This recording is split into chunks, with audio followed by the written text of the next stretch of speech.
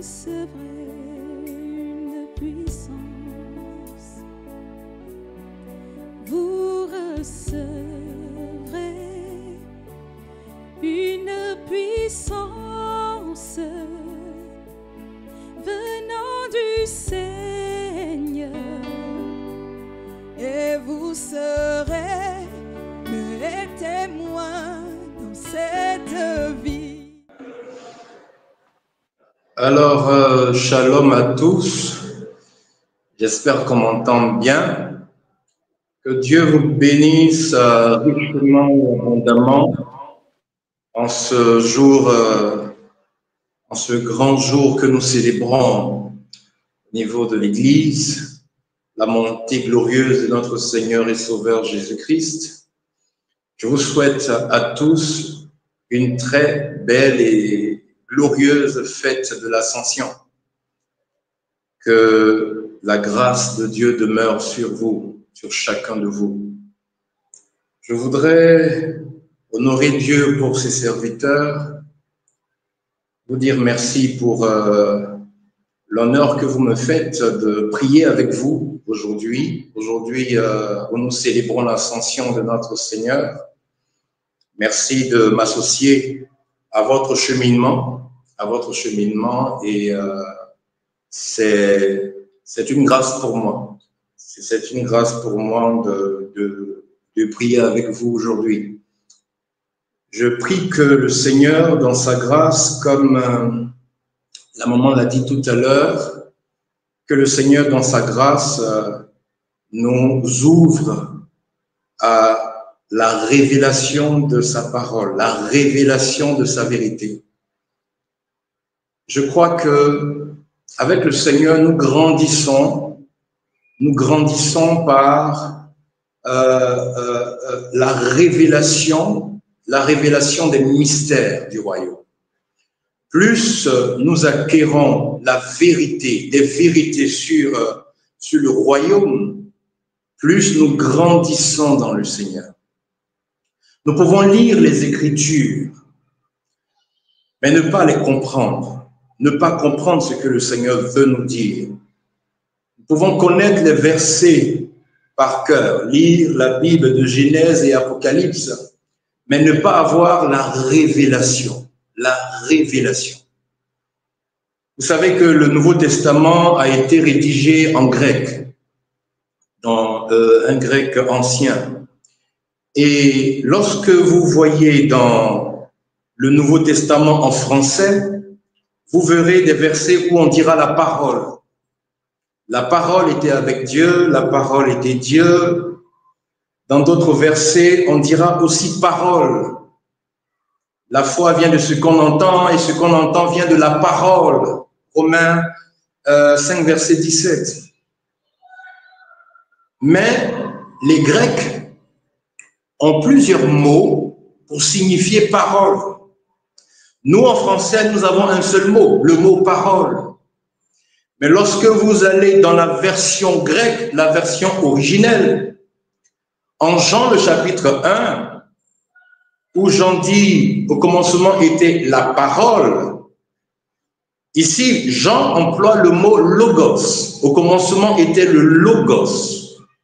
Le logos. Mais en Romains en Romains 5, 17, où il est écrit que la foi vient de ce qu'on entend, et ce qu'on entend est la parole. Ici, le mot grec qui est utilisé n'est pas logos, c'est le mot rhéma. C'est le mot rhéma que Paul utilise en Romains 5, 17, qui a été traduit malheureusement par parole. Je dis malheureusement parce qu'en français, il est difficile de trouver certains mots. Il est difficile de traduire exactement certains concepts des Écritures. Parce que notre vocabulaire n'est pas aussi riche que le vocabulaire hébreu pour l'Ancien Testament et le vocabulaire grec pour le Nouveau Testament. Alors, c'est quoi la différence entre le logos et le rhéma? Le logos, c'est la pensée de Dieu, la pensée éternelle de Dieu. Et quand Jean dit au commencement était le logos, Il dit, au commencement était la pensée de Dieu.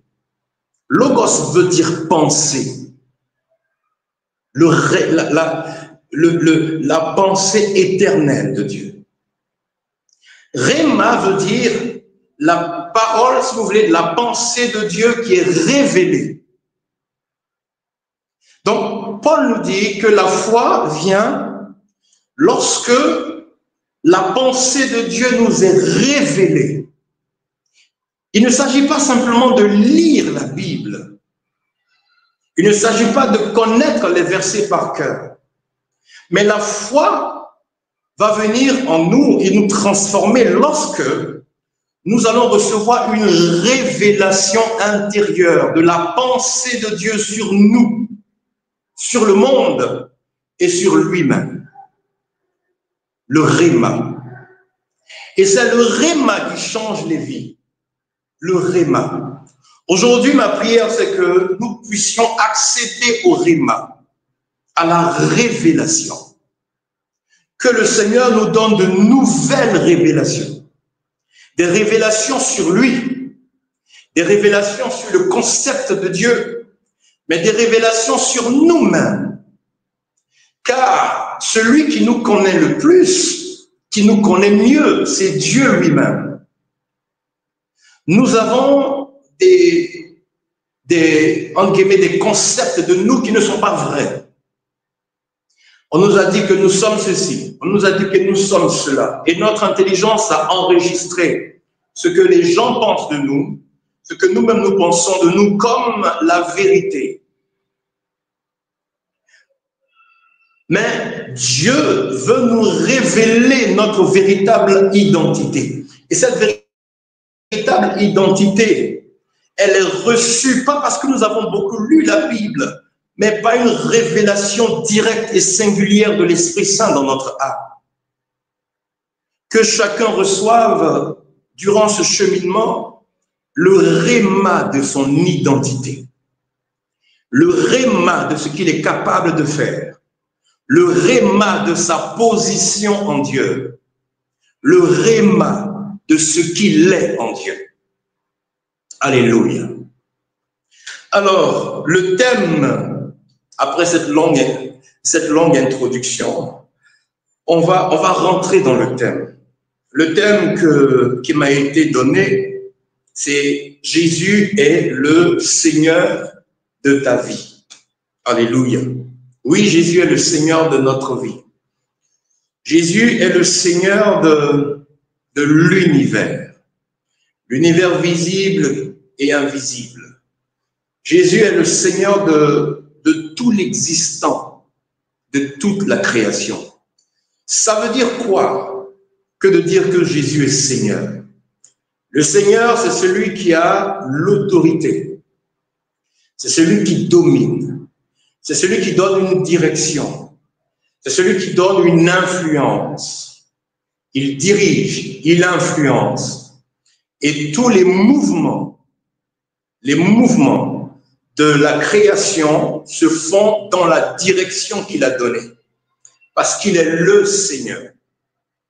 Amen. Jésus est le Seigneur, comme je l'ai dit, de toute la création. Pourquoi? Parce que Dieu l'a souverainement élevé. Et lui a donné le nom au-dessus de tous les noms. Nous pouvons le lire en hébreu, non, en Philippiens, pardon, en Philippiens 2, 7 à 8, où il est dit que Dieu a élevé Jésus et l'a fait asseoir à sa droite et lui a donné le nom au-dessus de tous les noms. La seigneurie de Jésus ne vient pas du fait que moi, je le reconnaisse ou non. La seigneurie de Jésus vient du fait que le Père l'a élevé et l'a établi au-dessus de toute la création. Donc, d'une certaine manière, Jésus est Seigneur de tout l'univers. Il est le Seigneur de ceux même qui ne croient pas en lui. Il est le Seigneur de ceux qui ne l'acceptent pas. Il est le Seigneur de ceux qui ne le reconnaissent pas. Un peu comme dans un pays, lorsqu'un président est élu, il est le président de tout le monde, même ceux qui ne l'aiment pas. Il est le président de ceux qui n'ont pas voté pour lui. Il est le président de ceux qui le détestent. Vous le détestez, mais il reste votre président. De la même façon, la seigneurie de Jésus s'exerce sur toute l'humanité, même ceux qui ne croient pas en lui. Même ceux qui ne croient pas en lui. Parce que la seigneurie de Jésus ne dépend pas de la reconnaissance de l'homme. Que tu le reconnaisses ou non, Jésus est Seigneur. Parce que la seigneurie de Jésus, je le répète, lui a été donnée par le Père et non par l'homme. La seigneurie lui a été donnée par le Père. Alléluia. Pourquoi le Père lui donne la seigneurie? Nous le lisons encore dans le même, dans Philippiens 2. La Bible dit qu'il s'est dépouillé. Jésus-Christ s'est dépouillé lui-même. Il s'est dépouillé, il s'est humilié. Et Saint Paul continue en disant qu'il a été obéissant jusqu'à la mort de la croix. La croix. Jusqu'à la mort de la croix. Mes amis, la croix est l'instrument par lequel Jésus a été élevé comme Seigneur. La croix. C'est paradoxal, parce qu'un Seigneur et Sauveur qui est crucifié, comme dit Paul, c'est une folie. C'est une folie pour les Juifs, une folie pour les Grecs, une folie pour la raison. Mais comme dit, comment il s'appelle, le prophète Isaïe, il a plu à Dieu de le briser. Dieu a choisi l'instrument qu'on appelle la croix pour élever Jésus dans sa seigneurie, pour élever son Fils incarné dans sa seigneurie. Frères et sœurs, Jésus est devenu Seigneur par l'instrument qu'on appelle la croix, l'instrument de mort qu'on appelle la croix. Alléluia. Et par cet instrument, il est mort, il est ressuscité et Dieu l'a élevé. Pourquoi est-ce qu'il fallait qu'il passe par la croix? Pourquoi? Vous savez, le premier péché dans l'univers créé, invisible comme visible, n'est pas le péché d'Adam et Ève. Ça a été le péché des anges, le péché de Lucifer et de toute sa clique. Ça a été le premier péché dans l'univers entier. Ce péché a été lequel? Lorsque Dieu révèle aux anges son projet vis-à-vis des hommes qu'il va créer, vis-à-vis de la création, et il montre aux anges leur place dans ce process de la manifestation de sa gloire, Lucifer déclare qu'il ne se soumettra pas. On ne va pas rentrer dans les détails du pourquoi est-ce qu'il ne se soumettra pas, mais il déclare qu'il refuse de se soumettre. Il refuse de s'humilier. Il refuse de s'abaisser. Il refuse d'accepter la volonté et la décision de Dieu. Bon, je vous donne rapidement une parenthèse. Dans le plan de Dieu, après avoir créé les anges, il crée l'homme, amen, et il révèle aux anges que l'homme est appelé, comme les anges, à vivre la vision béatifique, c'est-à-dire à vivre dans l'intimité avec Dieu, l'intimité éternelle. Mais les anges et les hommes auront leur place dans le cœur de Dieu en fonction de l'amour et de l'humilité qu'ils vont manifester, et non en fonction de leur nature. Je ne sais pas si vous comprenez. L'homme, par nature, est inférieur aux anges. par nature. Les anges sont plus rayonnants, plus glorieux, plus beaux, plus puissants, plus intelligents. Dans l'ordre de la nature, comme on dit ici en Côte d'Ivoire, il n'y a pas match entre l'homme et les anges. Il n'y a pas match surtout entre l'homme et les chérubins. Lucifer, c'était un chérubin. D'accord? Mais Dieu lui dit, et Dieu dit aux anges que la position que les êtres spirituels vont avoir dans la vision béatifique ne va pas dépendre de leur nature, mais plutôt de l'amour et de l'humilité qu'ils vont manifester. Et à cela, Lucifer et un tiers des anges disent non, nous ne suivrons pas cela.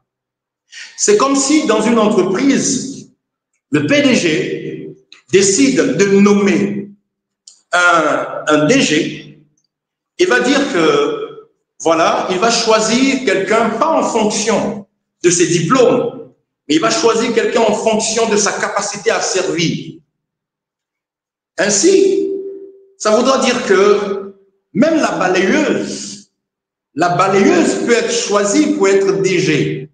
Sa capacité à s'humilier, à obéir en tout, à manifester de l'amour et de l'humilité. Voici les éléments, les critères que Dieu dit qu'il va regarder pour établir les gens dans son être, dans la Trinité, dans la vision béatifique.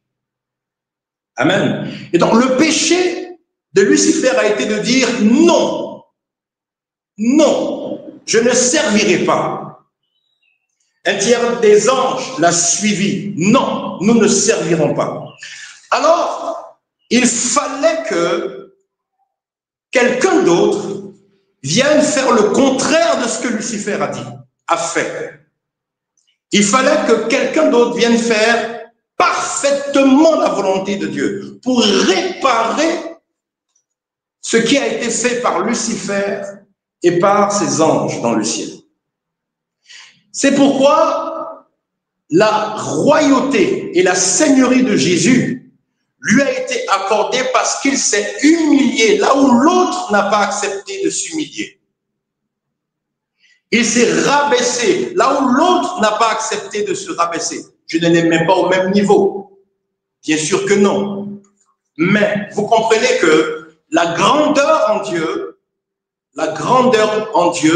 est le fruit de l'abaissement, du dépouillement. Là où l'autre n'a pas accepté de s'abaisser et de se dépouiller, il fallait que quelqu'un vienne s'abaisser et se dépouiller parfaitement et totalement pour recevoir cette place. Et c'est ce que Jésus a fait par la croix. Alléluia. Par la croix. La seigneurie de Jésus veut dire quoi, concrètement? Jésus domine sur tout. Sur tout. Je dis bien sur tout. Les États, les présidents, les nations, qu'elles soient chrétiennes ou non, qu'elles soient musulmanes ou non. Je vous dis la vérité, même en Arabie Saoudite, le roi d'Arabie Saoudite est sous l'autorité de Jésus. Il suffit que Jésus fasse ça pour qu'il y ait un bouleversement dans le royaume d'Arabie Saoudite, parce qu'il est Seigneur de tout l'univers. Jésus domine sur tout. C'est vrai. Vous me direz, mais pourquoi est-ce qu'il y a des guerres? Pourquoi est-ce qu'il y a ceci ou cela si Jésus domine? Si Jésus est Seigneur partout, pourquoi est-ce qu'il n'est pas reconnu? Pourquoi est-ce qu'il n'y a pas la paix? C'est le process. Il y a un process qui est en cours. Il y a un process. Vous comprenez? Et ce process est un mystère. C'est un mystère. Pourquoi Jésus, qui est Seigneur et qui est Dieu, laisse faire des choses? Et dans notre vie, et dans le monde entier. Même dans des pays dits chrétiens. On a l'impression que le diable domine plus. Non, c'est une impression. C'est une impression parce que même Satan lui-même Satan lui-même est sous l'autorité de Jésus-Christ. Il est sous l'autorité de Dieu. Regardez, qui conduit Jésus à la croix? Satan pensait qu'il faisait du mal à Jésus et qu'il faisait du mal à l'humanité. Mais la Bible dit en Colossiens que la croix a été le moyen par lequel Dieu a dépouillé les forces des ténèbres. C'est comme si, sans le savoir lui-même, Satan a servi les desseins de Dieu. Il a servi le plan de Dieu. Judas, sans le savoir lui-même, a servi le plan de Dieu. La sagesse de Dieu est au-delà de ce que nous pouvons concevoir. Là où souvent nous pensons que les choses sont en train d'aller mal, si nous avons l'œil spirituel et le réma, la révélation de Dieu, nous verrons que oui, c'est la main de Dieu qui est en train d'agir de façon invisible. Parce que Jésus est Seigneur. Il domine sur tout. Il fait concourir toutes choses à la gloire de Dieu. Que Dieu nous donne le réma. Que Dieu nous donne le réma. Alléluia. Je voudrais aller sur un autre terrain. Jésus est Seigneur. Il est Seigneur de nos vies. Il est Seigneur de ta vie. Ça veut dire que tout ce qui arrive dans ta vie n'est pas le fruit du hasard. Mais il y a une chose que nous oublions. Que nous oublions. Premièrement, oui, nous devons accepter et reconnaître cette seigneurie de Jésus en tant que chrétien. OK. Et quand nous reconnaissons cette seigneurie de Jésus, nous la laissons se manifester plus puissamment dans notre vie. Nous laissons ce flux de vie couler en nous plus glorieusement et plus puissamment. Alléluia. Mais Jésus ne veut pas, comment on va dire ça? Lorsque nous venons à Jésus et que nous l'acceptons comme Seigneur et Sauveur, qu'est-ce qu'il va faire? Il va nous connecter à lui, à sa vie, et il va nous connecter à sa seigneurie. Il va nous connecter à sa royauté. Ça veut dire quoi? Ça veut dire que nous devenons participants non seulement de la vie du Christ, mais participants de sa royauté. Nous devenons des petits rois à côté du roi des rois.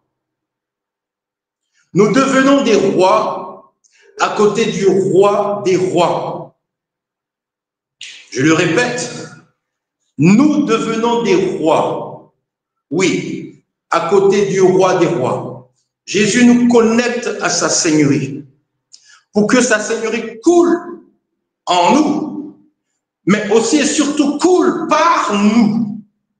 Coule par nous. Parce que Jésus veut que sa seigneurie s'établisse sur terre par nous, par notre canal. Il veut nous rendre participants de cette seigneurie, participants de sa royauté. Alléluia. Et nous devenons des co-régents, c'est-à-dire nous régnons avec Jésus. Jésus règne sur nous, mais nous régnons sur terre, en son nom, dans sa seigneurie. Frères et sœurs, nous ne sommes pas appelés à simplement dire que Jésus est le roi de notre vie, ou est le Seigneur de notre vie. Nous sommes appelés, et c'est cela le plan de Dieu, le dessein éternel de Dieu, nous sommes appelés à manifester cette seigneurie sur terre, dans notre milieu de vie. Nous sommes appelés à manifester cette seigneurie dans nos nations. Nous sommes appelés à faire descendre et à faire couler cette seigneurie dans les institutions des nations, les institutions étatiques. Nous sommes appelés à le faire. C'est notre rôle. Mais pour cela, nous avons besoin du réma.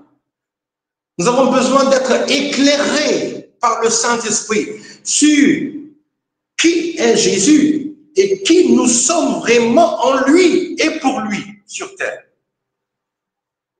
Vous comprenez que la Seigneurie de Jésus va au-delà de nos petits problèmes, va au-delà de nos besoins. Jésus n'est pas Seigneur seulement pour résoudre nos problèmes, pour résoudre nos besoins. Il est Seigneur en nous, dans ce sens que, par nous, il veut établir sa Seigneurie dans le monde entier. Dans le monde entier. Et si nous mettons ça de côté, nous n'avons alors rien compris de la Seigneurie du Christ et de notre participation à la Seigneurie du Christ. Jésus est Seigneur dans ta vie, mais il est Seigneur par ta vie. Par ta vie. Oui, Seigneur, dans ta vie, mais surtout, Seigneur, par ta vie. Alléluia. On va aller plus en profondeur. Comment Jésus nous rend participants de sa Seigneurie? Je vous l'ai dit, l'instrument que Dieu s'est choisi, c'est la croix. C'est la croix. Nous ne sommes pas participants de la nature divine et de la Seigneurie du Christ si nous ne sommes pas cloués avec lui sur la croix. La croix est l'instrument qu'il s'est choisi, que Dieu s'est choisi. Paul dit, si nous souffrons avec lui, en Romains 8, verset 17, en Galates 2, verset 20, Paul dit, j'ai été crucifié avec Christ. Et si je vis, ce n'est plus moi qui vis, c'est Christ qui vit en moi. Pour vivre pleinement la Seigneurie du Christ, vivre la vie du Christ, il faut d'abord être crucifié avec lui.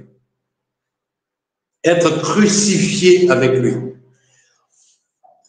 Je vais vous lire 2 Corinthiens 4, à partir du verset 8. Saint Paul dit, nous sommes pressés de toute manière, mais non réduits à l'extrémité, dans la détresse, mais non dans le désespoir, persécutés, mais non abandonnés, abattus, mais non perdus, portant toujours avec nous dans notre corps la mort de Jésus, afin que la vie de Jésus soit aussi manifestée dans notre corps.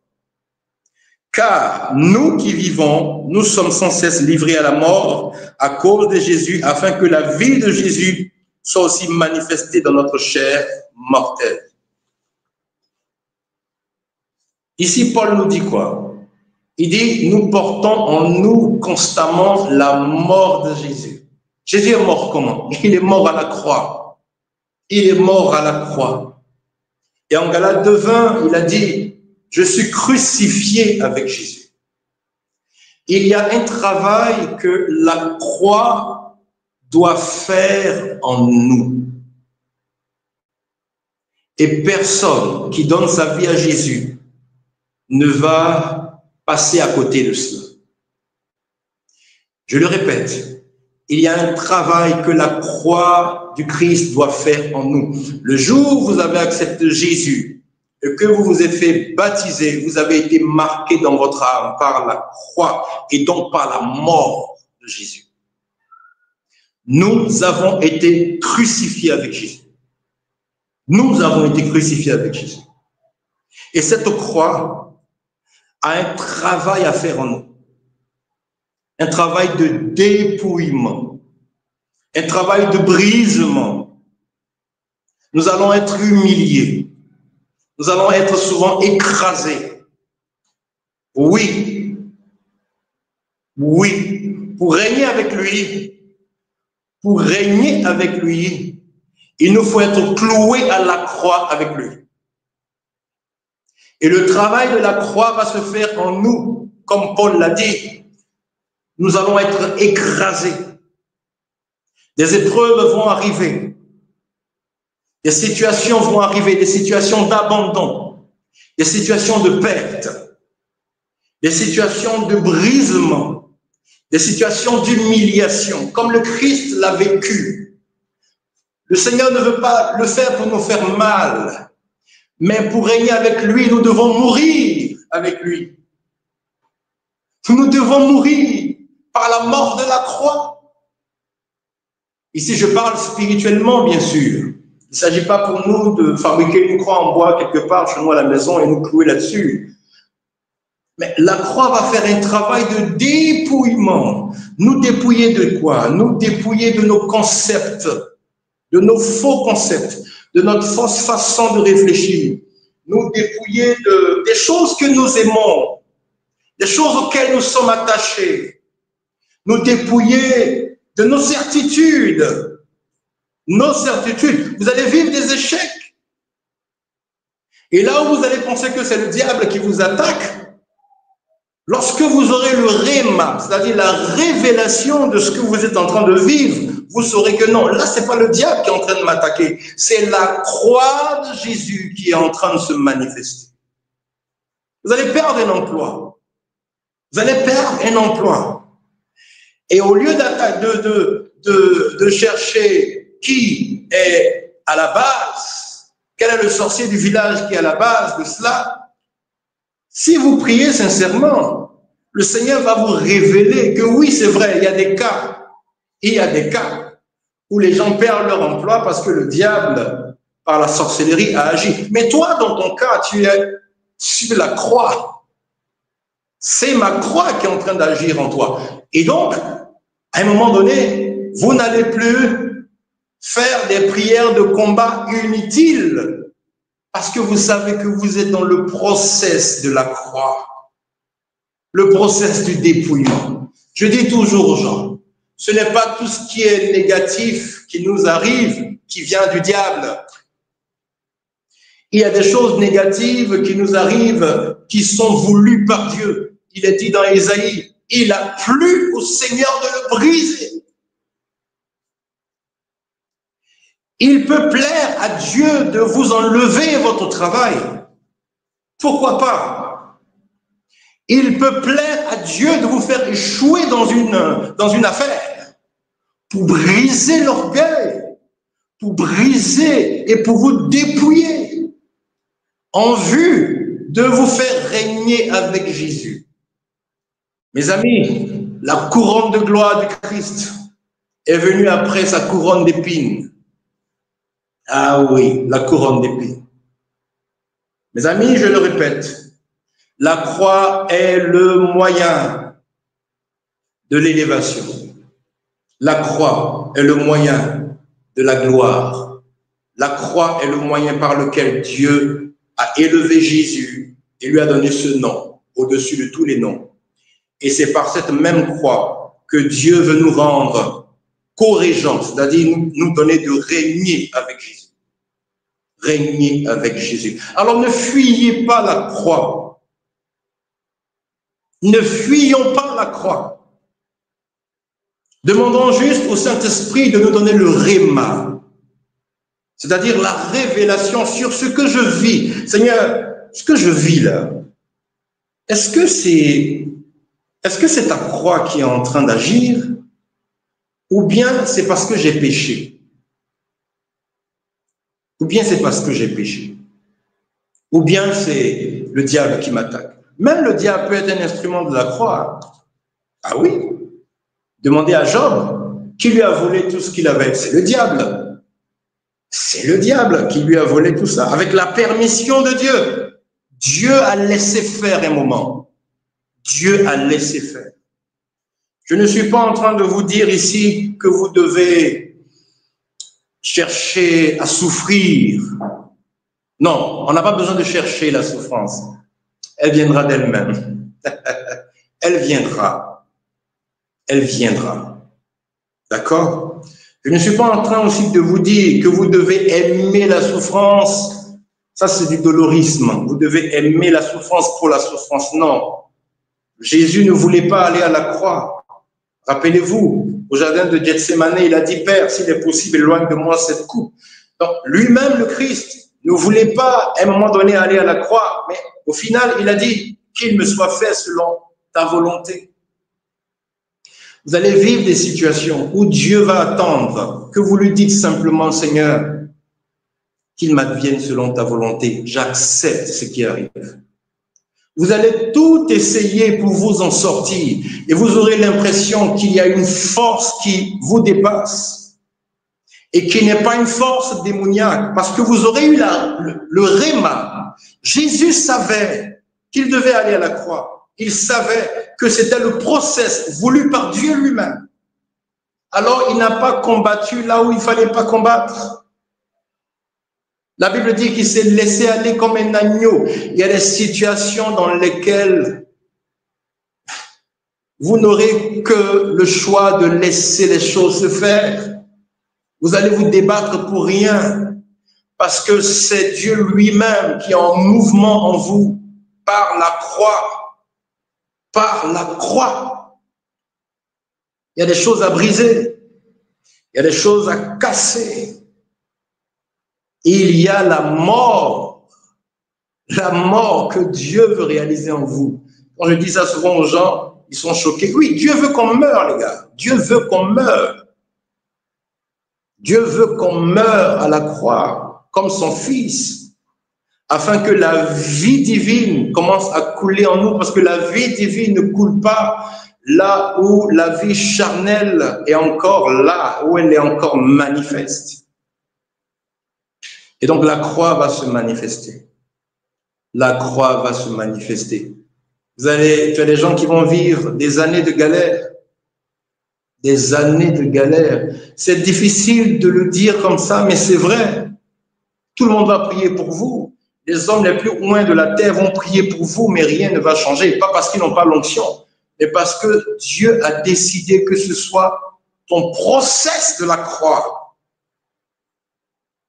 Le process de la croix.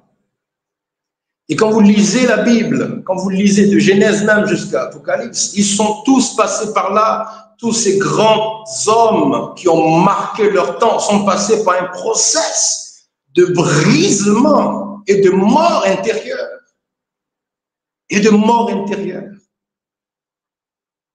Acceptons la croix.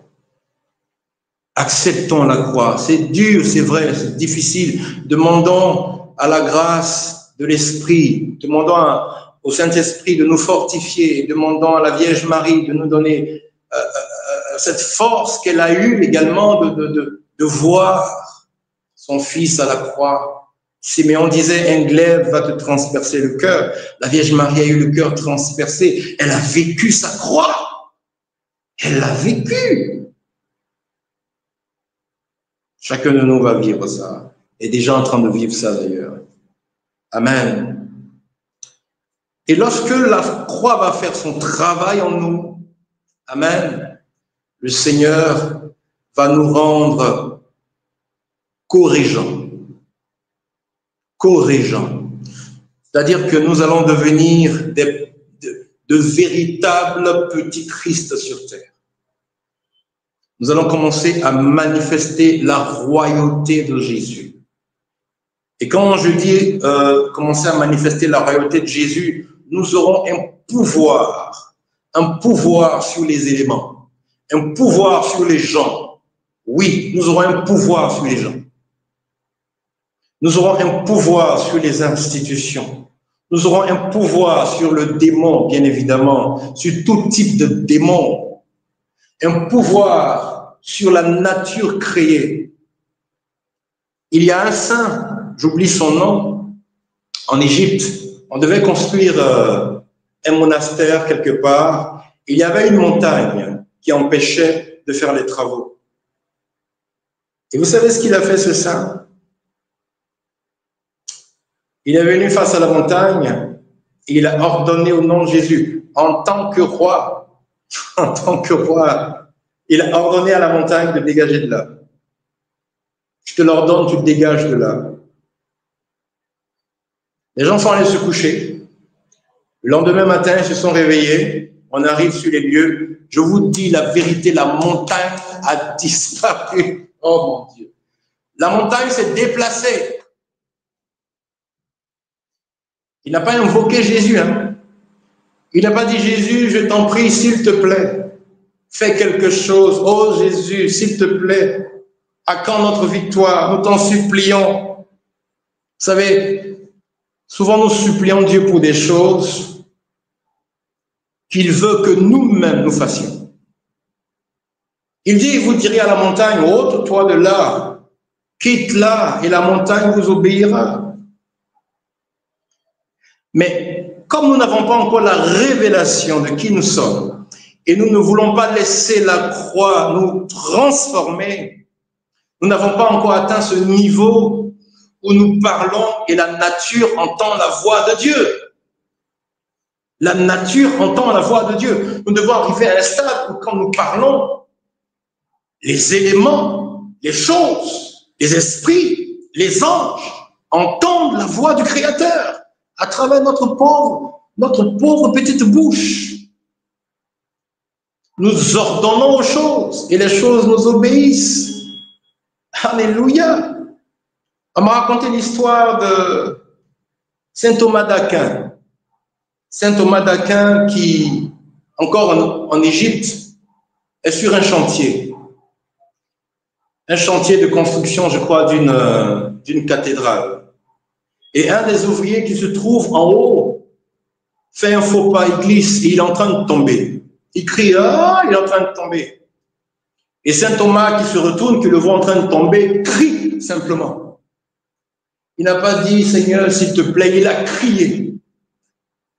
Et l'ouvrier a été suspendu en l'air, simplement par le cri de saint Thomas. Son cri a été suffisant pour annuler la force de la gravité. Mon Dieu. Lorsque vous rentrez dans la seigneurie de Jésus et que vous laissez cette seigneurie agir par vous, vous avez le pouvoir même sur les lois physiques. Sur les lois physiques. Et nous devons arriver à ce niveau. Oh God. Nous devons arriver à ce niveau, mes frères. L'homme a été suspendu comme ça dans les airs. Et saint Thomas, à cette époque, son évêque lui avait interdit, vraiment, il lui avait demandé d'arrêter de faire trop de miracles. Et vous savez ce qu'il a fait? Il a laissé l'homme suspendu en l'air, il allait voir son évêque. Il allait voir son évêque, mon Seigneur, vraiment, je m'excuse, j'ai pas fait exprès. J'ai juste crié. Et voilà ce qui s'est passé. Donc, qu'est-ce que je fais? De le faire monter ou de le faire descendre? L'évêque lui dit, allez, va, tu fais ce que tu veux. Il est arrivé et il a dit, allez, descends. L'homme est descendu tout doucement comme ça, comme une feuille. Comme une feuille. Voici quelqu'un qui manifeste pleinement la seigneurie de Jésus, même sur la gravité, même sur les éléments, sur les lois physiques. Et ce que Dieu a fait avec saint Thomas, avec tous ces hommes qui ont manifesté, regardez un peu dans la Bible, regardez Josué. Josué est en guerre contre les Amalécites. La nuit est en train de tomber. Josué, qu'est-ce qu'il fait? Il parle directement au soleil et il lui dit, soleil, tu t'arrêtes parce que je n'ai pas encore fini de faire ce que je suis en train de faire. Soleil, tu t'arrêtes. La Bible dit quoi? La Bible dit qu'il a fait jour encore, pendant 24 heures. Bon, nous savons que le soleil ne tourne pas autour de la terre, ok? C'est la terre qui tourne autour du soleil.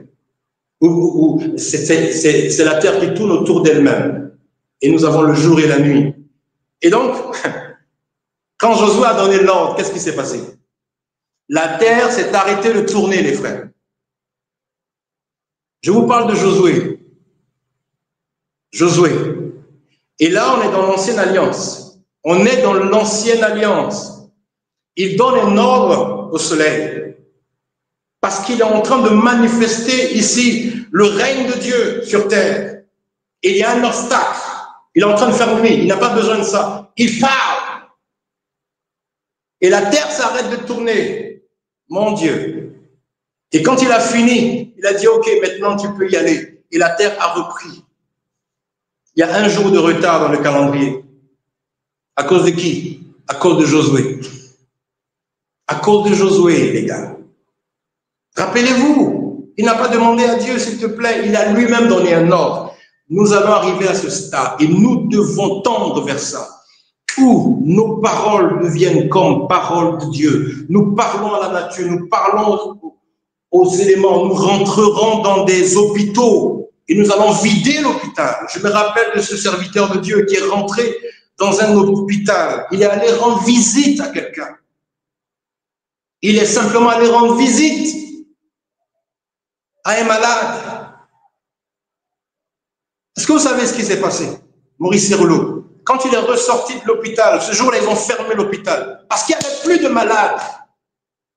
Il n'y avait plus de malades. Il passe, il sent qu'il doit aller dans telle chambre, il prie simplement ou il salue simplement la personne. Les gens se lèvent, les gens se lèvent, les gens se lèvent, les paralytiques se sont levés. Tous, les gens étaient choqués dans l'hôpital, le directeur de l'hôpital choqué, tout le monde choqué. Ils ont fermé l'hôpital ce jour-là pour savoir ce qui s'est passé.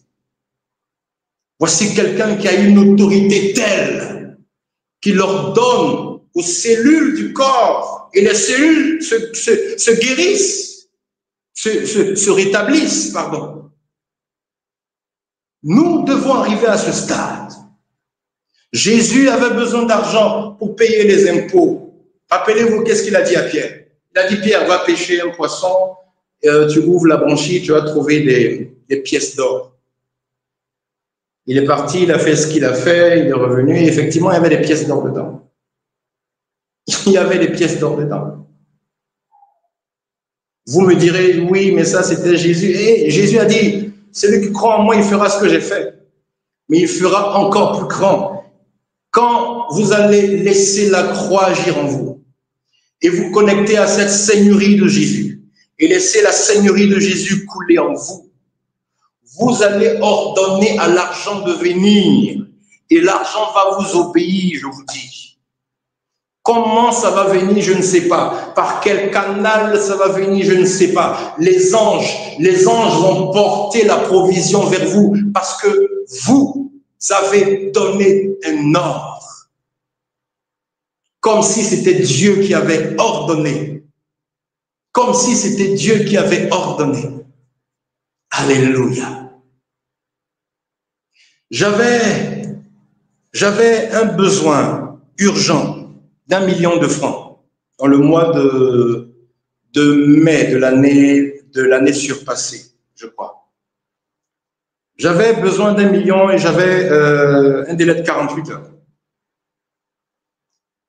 J'ai pas prié dans le sens de supplier Dieu. Seigneur, s'il te plaît, aie pitié, oh, s'il te plaît, agis. J'ai pas fait ça. J'ai pas fait ça. Pourquoi? Je vous l'explique. Ma vision a changé à ce niveau. Ma façon de prier a changé. J'ai arrêté de supplier Dieu. Parce que j'ai eu le réma de qui je suis. De qui je suis. Vous vous rappelez dans la parabole du fils prodigue. Dans la parabole du fils prodigue, le fils aîné s'est plaint auprès de son père. Qu'est-ce qu'il lui a dit? Il lui a dit, mais moi je t'ai servi, moi j'ai tout fait comme tu veux. Tu ne m'as même pas tu m'as jamais donné un seul chevreau pour faire la fête avec mes amis. Mais quand ton fils qui a dilapidé tes biens revient, pour lui, tu tues le veau gras. Le père était choqué. Il dit, mais mon fils, mais tout ce qui est à moi est à toi. Tout ce qui est à moi est à toi. En d'autres termes, mais mon fils, tu n'as pas à me demander le chevreau. Si tu en as besoin, tu vas et tu le prends. Parce qu'il est à toi. Souvent, nous attendons que Dieu nous donne. Là où Dieu nous dit, va chercher, va prendre. Prends dans la foi. Déclare-le, prends-le. Parce qu'il est déjà à toi. Moi, je te l'ai donné. Moi, j'ai fait ma part. Et donc, qu'est-ce que j'ai fait? J'ai voulu manifester la seigneurie de Jésus. Ah oui.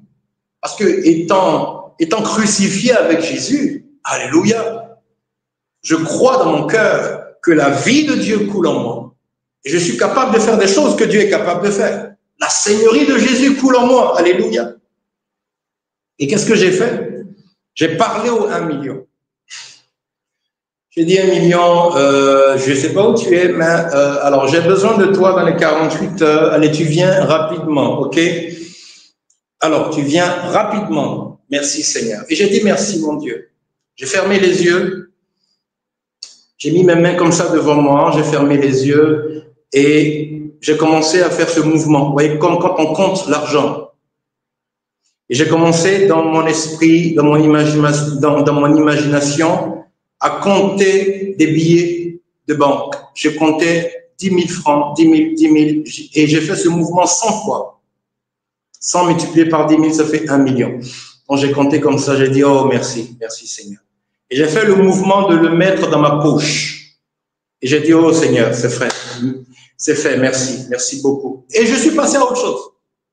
J'ai donné un ordre, les gars, dans la nature. Et qu'est-ce qui s'est passé? Le lendemain, un ami m'appelle. Il est évangélique, il est de l'église Vase d'Honneur, mais on est très proches. Et ça faisait des années qu'on s'était vus. Alors il m'appelle, ah Berger, comment ça va? Mais ça fait 2 jours, on ne s'est pas vu. Est-ce que tu peux passer à la maison ce soir? On va manger un peu et bavarder et tout ça. Je dis, ok, d'accord. Je suis là, j'ai rien à faire, donc je passe. Je passe le voir, sa femme fait à manger, on mange, on boit un peu de vin, on bavarde, on est content, on est heureux. Et il est 23 heures, je veux rentrer. J'ai dit, bon, Milo, je veux rentrer. Il est tard. Et il s'arrête, il dit vraiment, il dit, Berger, je sais pas pourquoi, mais je sens un truc que je dois faire. Je sais pas. Bon, Berger, demain, j'ai un de mes collaborateurs qui va t'appeler, qui va te faire un dépôt Orange Money de 1 million. Je vous jure devant Dieu, j'ai rien demandé à Milo. Et je lui ai même pas parlé du besoin que j'avais. Il dit non, j'ai un collaborateur qui va t'appeler, il va te faire un dépôt d'1 million demain. Je sais pas pourquoi, mais c'est ce que je ressens. J'ai dit ok, que Dieu te bénisse. Bon, moi je sais d'où ça vient. Moi je sais ce que j'ai fait. Alléluia. Le lendemain, le monsieur m'appelle, alors bonjour, c'est vous, Berger Christ-Élisée? Il dit oui, c'est moi. Ok, je voulais me rassurer que c'est le numéro. Il dit d'accord, ok, vas-y, oui, c'est ça, c'est le numéro. Et puis, 2 minutes après, je reçois comment on appelle, le message. 1 million de francs, ok, d'accord, je vais au guichet Orange, je fais le retrait et je viens dans ma chambre. Je viens dans ma chambre et je prends les billets physiques maintenant dans mes mains et je commence à les compter. C'est-à-dire ce que j'ai vu hier, la veille dans mon esprit, je suis en train de le faire dans la réalité. J'ai pas dit, Seigneur, je te supplie, oh Dieu, pardon, oh regarde comment je souffre, oh Seigneur, c'est trop dur, c'est trop dur. C'est pas dur, c'est pas dur. Apprenons à manifester la royauté du Christ qui est en nous. Oui, j'ai parlé de la croix. Oui, il y a des moments où le Seigneur va te révéler que ce que tu es en train de vivre est la manifestation de la croix et tu laisses faire. Il y a des situations où tu sens dans ton cœur qu'il faut que tu agisses par l'autorité que tu as. C'est pourquoi je vous l'ai dit, il faut le réma. Il faut que le Seigneur vous parle. Le réma, la révélation personnelle que Dieu te donne devant chaque situation. Quand tu sais qu'ici, il faut que tu agisses, alors tu agis par l'autorité que Dieu t'a donnée. Frères et sœurs, nous devons apprendre à manifester cette autorité, cette seigneurie que le Christ nous a donnée. Et ça, je vous le dis, c'est quelque chose que les chrétiens, que beaucoup de chrétiens mettent de côté. C'est quelque chose que beaucoup de chrétiens mettent de côté parce qu'ils n'en ont pas la révélation. Nous pensons que plus nous allons faire pitié devant Dieu, plus nous allons supplier, plus nous allons implorer, le Seigneur va agir parce qu'on a beaucoup pleuré. On a tellement pleuré que vraiment le Seigneur a pitié maintenant et il va le faire. Non. Non, le monde spirituel ne fonctionne pas ainsi. Une autorité donne des ordres. Une autorité ne pleurniche pas pour que les choses se fassent. Elle donne des ordres. Rappelez-vous, le centurion romain, il envoie quelqu'un demander à Jésus de venir guérir son serviteur. Qu'est-ce qu'il dit à Jésus? Il dit, bon, Seigneur, je ne suis même pas digne que tu rentres chez moi. C'est même pas la peine que tu arrives. Seigneur, tu sais, moi qui suis centurion romain, j'ai des soldats sous mon autorité. Quand je dis à l'un, va, il va. Je dis à l'autre, viens, il vient. Seigneur, si toi, tu dis une seule parole, je sais que mon serviteur sera guéri. Ce centurion romain a donné ici une révélation. Une révélation. Il a expliqué ce que c'est que l'autorité. Quand on a l'autorité, on donne des ordres. On donne des ordres. Et Jésus a été touché par ce qu'il a dit. Il a dit, waouh, je n'ai vu aucune personne en Israël qui a un tel niveau de foi. Et Jésus a fait quoi? Il a donné un ordre. Il a dit, allez-y, il est guéri. Frères et sœurs, parlez aux situations de vos vies. Lorsque vous avez le réma que vous devez agir pour que ça change. Parlez aux situations. Lorsque vous avez le réma, que vous êtes dans le process de la croix, vous dites comme Jésus, qu'il soit fait selon ta volonté. Quand vous avez le réma, qu'il faut que ça change, parlez dans la foi. Parlez dans la foi.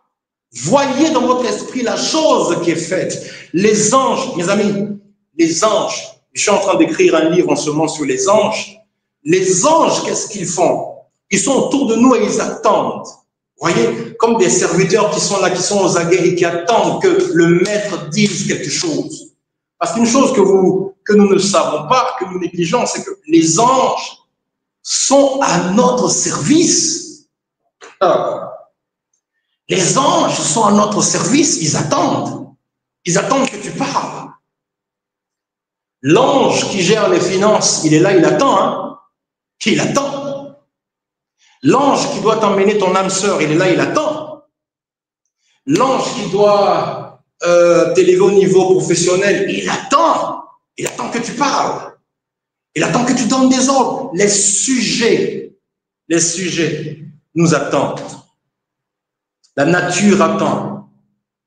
Ton fils, ton enfant est rentré dans des choses bizarres. Arrête de pleurnicher. Donne des ordres.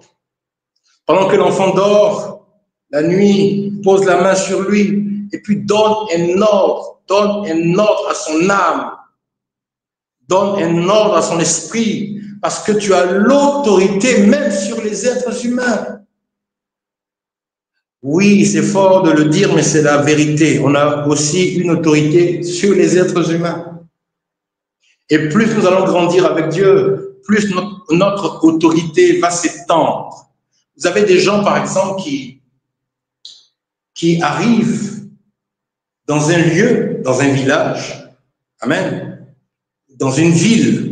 Et parce qu'il est là, parce que lui, il est là, dès qu'il se met en prière et puis déclare le règne de Dieu, les cœurs commencent à s'incliner devant le Christ. Vous allez voir, les conversions vont commencer à se multiplier. Les gens vont se lever un matin et ils ne savent pas pourquoi ils ont envie d'aller à l'église. Oh, j'ai envie d'aller à l'église. Pour quelqu'un qui ne croit pas en Dieu, il a envie d'écouter des enseignements parce qu'il y a eu une autorité locale, une autorité spirituelle locale qui a déclaré les conversions. Et donc, quand il a déclaré, les anges ont commencé à rentrer dans les maisons, à agir dans les cœurs des gens. Oui, frère, c'est comme ça que ça fonctionne. C'est comme ça que ça fonctionne. Vous allez voir, quand le pape Léon XIV va commencer ses visites, à cause de l'autorité qu'il a, quand il va arriver dans des villes et qu'il va prononcer certaines paroles, vous allez voir ce qui va se passer. Vous allez voir ce qui va se passer. C'est vrai, nous ne sommes pas le pape, mais nous sommes connectés à la Seigneurie de Jésus. Nous pouvons nous fâcher et dire, là où je vis, j'interdis toute action de sorcellerie. Oui, moi je l'interdis. C'est pas Dieu qui va venir interdire. Non, non, non. C'est pas le Christ qui va venir interdire. Parce que si moi je n'interdis pas, les sorciers vont agir dans le coin.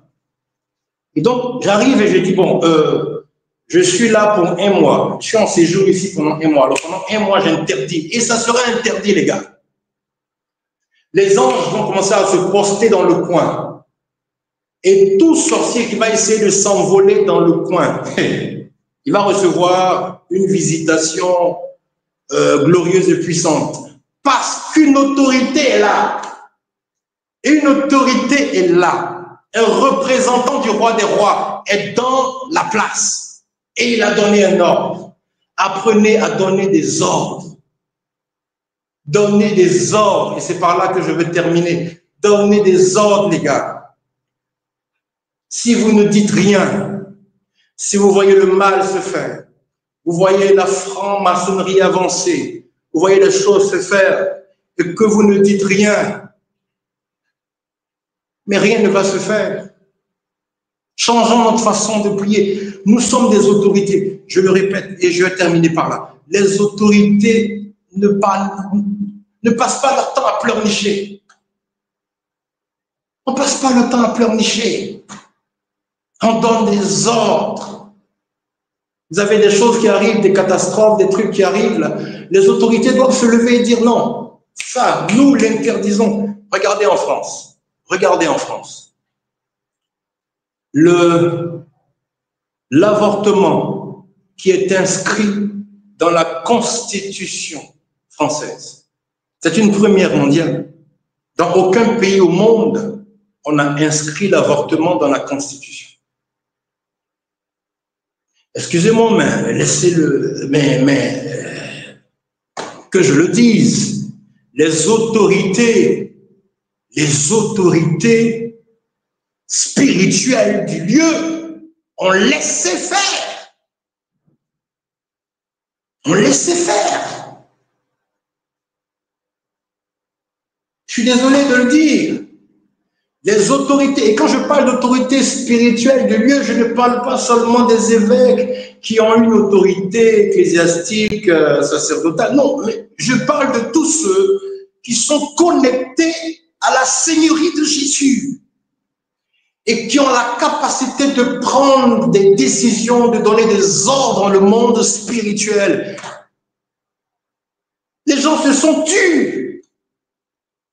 Les gens se sont tus. Et aujourd'hui, ils sont en train de voter une loi pour autoriser l'euthanasie. Et ça encore, on va mettre ça dans la Constitution. Je ne sais pas si vous imaginez un peu la gravité du truc. On va mettre ça dans la Constitution de la nation.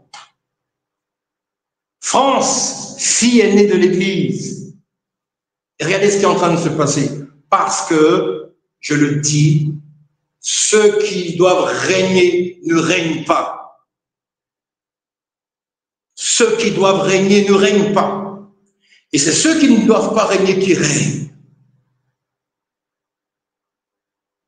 Bientôt, ils vont légaliser la GPA, la gestation pour autrui. Ah oui, hein? C'est pas loin, hein? C'est pas loin. Vous allez voir. Pourquoi? L'Assemblée nationale est remplie de personnes qui ne doivent pas régner. Et ceux qui doivent régner se taisent. Bon, bref. Amen. Donc, il faut qu'on se lève. Je termine vraiment. Là, il est 19h. Je termine. J'ai voulu ne pas mettre l'accent sur nos besoins. Oui, nous en avons. Oui, nous en avons. Nos besoins, nos problèmes, nos situations de désespoir. Oui, nous en avons. Que Dieu nous donne le réma. Le réma. OK? Et les situations où Dieu te dira, mon enfant, tu es dans le processus de la croix. OK? Maintenant, il y a des situations où Dieu te dira, parle. Lève-toi, parle. Non, arrête de pleurnicher, arrête de me demander, parce que je ne ferai pas. Toi, parle. Il y a un ange qui est là, qui attend que tu parles. Donc, il y a aussi cette situation-là. Et que Dieu vous donne le réma pour pouvoir faire la différence entre les deux.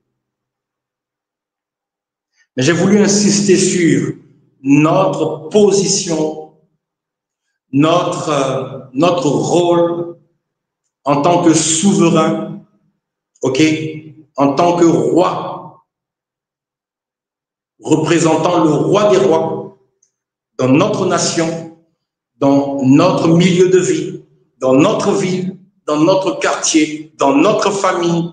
Qu'est-ce que nous faisons? Est-ce que nous régnons? Est-ce que nous régnons avec lui? Ou bien c'est d'autres forces qui règnent? Parce que quand nous allons arriver devant le Seigneur, il va nous demander des comptes. Lorsqu'on te confie un pouvoir, lorsqu'on te confie une responsabilité, on te demande toujours des comptes. Le Seigneur ne va pas nous demander si nous avons acheté la dernière voiture à la mode. Est-ce que tu as acheté la dernière Range Rover? C'est parce que le Seigneur va demander. Est-ce que tu as connu une grande ascension professionnelle dans ton travail? C'est pas ce qu'il va demander.